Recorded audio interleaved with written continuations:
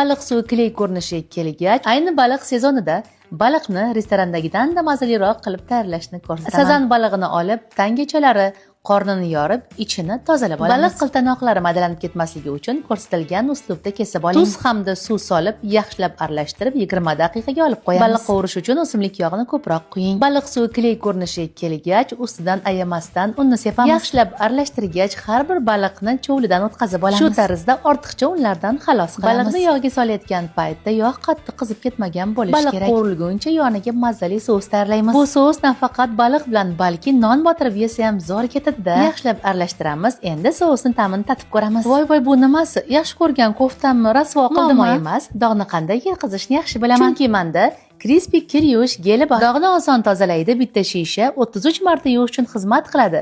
Mahsulot tejamkor, oila uchun qulay. Baliqimiz ham tayyor bo'ladi. Baliq pishayotganda kovlaydigan bo'lsanglar maydalanib ketadi, shu uchun tayyor bo'lgunicha pishgan baliqlarni esa cho'vli yordamida ko'tarib oling. Baliq tayyor bo'ldi, ko'rinishi go'zal, ta'miga baho beramiz. Ha, bu eng mazali uslubda tayyorlangan baliq. Bu orada mashinam ham to'xtadi. Vau, super!